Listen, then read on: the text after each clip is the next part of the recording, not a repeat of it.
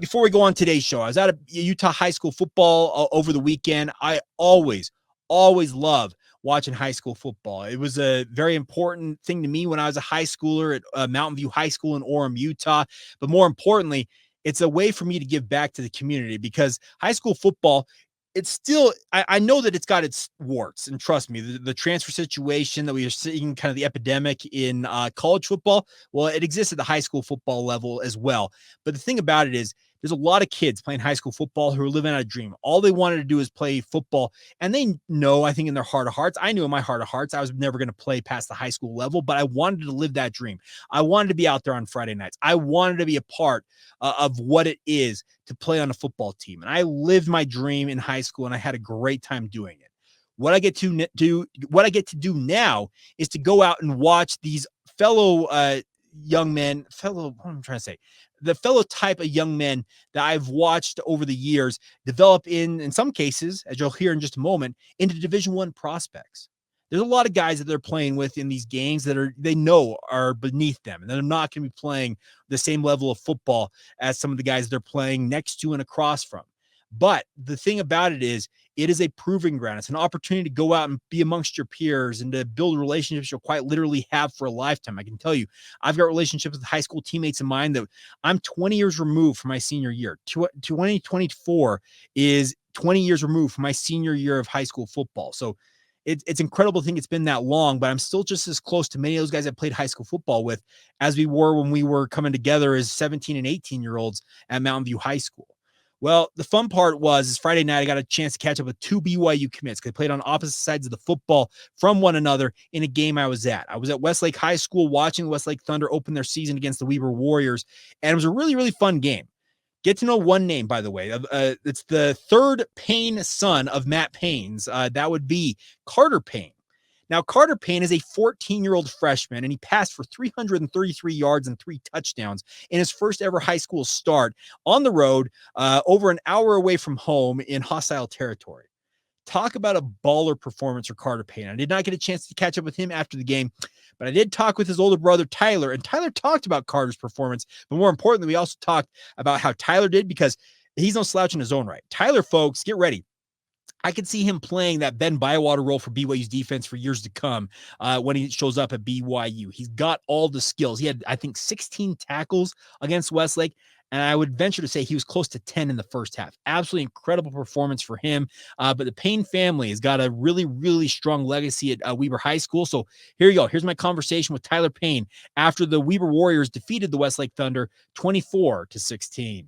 Tyler, first off, congratulations on the win. How's it feel to be 1-0? Oh, it feels great. Put in a lot of work in the offseason, and now it's paying off, so it feels great. Now, I didn't know this going into this game. Your younger brother's the starting quarterback for the team? Yes, sir. Little freshman. He's a baller, yeah. He did great today. Three TDs, so he balled out. Yeah, so obviously the Payne family got a lot of legacy here at Weber. How cool is that to be playing with your younger brother? Oh, man, it's awesome. It's a dream come true. We've been dreaming about it since Little League, so it's a blessing for sure. Now, you're playing linebacker, obviously, committed to BYU. How is everything going just in terms of your relationship with the Cougars right now? Oh, man, it's been great. Went to the junior day at Splash Summit a couple weeks ago, and it's great. They've been treating me great, so just feeling good about the commitment. What have you worked the most on in terms of your game? Definitely been working on pass rushing. Talked to Coach Enna a little bit about it. On my team, I come off the edge a little bit more. Might stay a little more Mike at BYU, but definitely pass rushing for sure. So. Well, we saw that tonight. You were getting into the hole there and just really kind of shucking and jiving. Is that part of the design of this defense for you to go out there and just jam up the line? Oh yeah, for sure. We have all our personnels, but it's just set up to set us up for to win. What's the relationship with Coach Enna and the other coaches down at BYU right now? Oh man, it's great. I'm excited to watch them. You know, I've been knowing Coach Hill for a while, but that official visit was really awesome with them. Got to build a lot of good relationships with the whole entire staff. They're just awesome dudes. What are you looking for most as you move forward here in the season then? Just getting my legs under me, not cramping for one. Just balling out with my brothers and go 2-0 next week for sure. How big of a role have you taken in terms of just recruiting guys to BYU alongside yourself? Oh, it was big. Played against Saleh tonight. He's a baller. Too bad we didn't get Nusi, but it's all good. But it's a blessing for sure to get guys here and make this 2025 class special. How often are you talking to guys like that? Me and Blake probably talk every week. So okay. I got him. He was an early commitment, but I'm feeling pretty good about the class. There's a couple guys, the Pay kid I've been talking to a little bit. Definitely talked to him on the OV, so we'll see where he ends up, but he's a special player for sure. Okay, so I understand your older brother's going to walk on at BYU. Yeah, that's right. You're going to be a BYU Cougar. Your younger brother going to be a Cougar too? I don't know. We'll see if he keeps balling out. He might end up there. We'll see. So, yeah, for sure. There you go, Tyler Payne, and a big thing in him for taking the time. Now, on the losing side of that was Sefo Fano. Now, Sale had a sack in this game by my count. He may have had a second. I know he had a couple of QB hurries as well. He was getting pressure alongside Nusi Taumea for Westlake on Carter Payne, but Payne still had his performance, really, really nice performance. As I mentioned, over 300 yards and 3 touchdowns. Probably should have had a 4th touchdown had his wide receiver not tripped on a route that had him open, but really, really good stuff, and still a lot to take away for Westlake that they can, I think, build upon this season. But I had a chance to catch up with Sefo Fano after this game went final, talk about the loss, but more importantly, talk about his relationship with guys like Kelly Poppinga, Jay Hill, and more importantly, Kalani Sitake, as he is as you'll hear, very excited to be a BYU Cougar down the line. Tough loss at game 1, but how are you feeling after the performance tonight? We worked really hard for this, all right? Win or loss, it doesn't determine how hard we work for this. All right, we were working all summer, early mornings, late nights. So there's no way where I'm gonna go home being like I didn't put my all, and I know that all my teammates did. There's ends and flows of a football game. So that just happened to. We just happened to take the beating on that part. But yeah.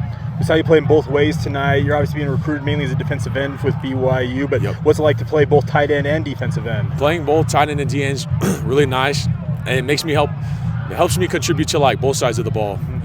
Last year I didn't really get to play offense, and our offense was struggling last year. So playing defense and offense really made me feel like I could really give it my all.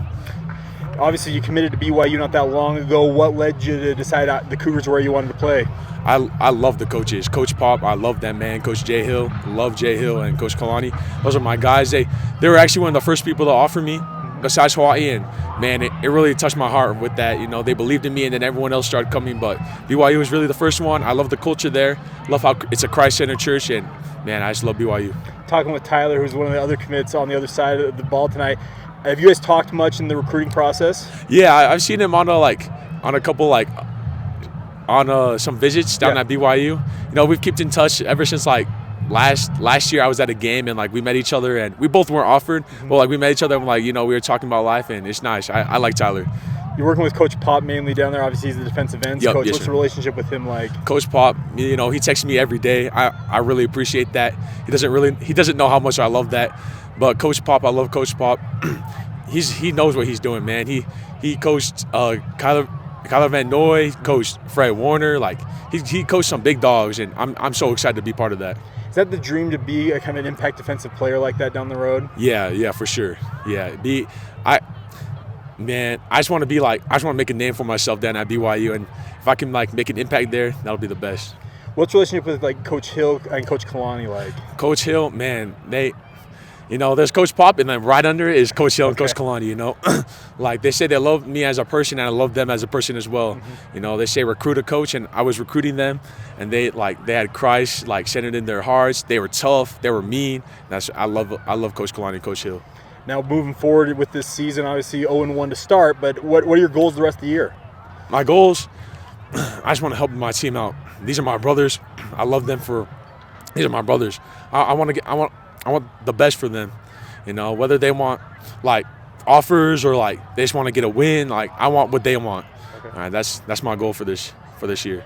There you go, Sefo Fano from the Westlake Thunder High School football program. Before that, Tyler Payne. Awesome to do this. And the games I'm out at this fall, if I have a chance to catch up with a BYU target/commit, I am going to take every opportunity to talk with them, and you guys will be the beneficiaries because you guys will hear those conversations right here on the podcast that you will not get anywhere else. I can assure you, few people were at that game that are in the same capacity I was as a media member getting those interviews. So that's the kind of exclusive stuff I'm planning on bringing into you guys this fall. So a big thank you to both of them for taking the time, and looking forward to seeing them suiting up as BYU Cougars. I think both of them are planning on going on missions. So you'll see them probably more down the line in 2027, 2028, but still cool to catch up with them and hear a lot about what they love about BYU, what they love about the coaches recruiting them, and just what BYU means to them overall.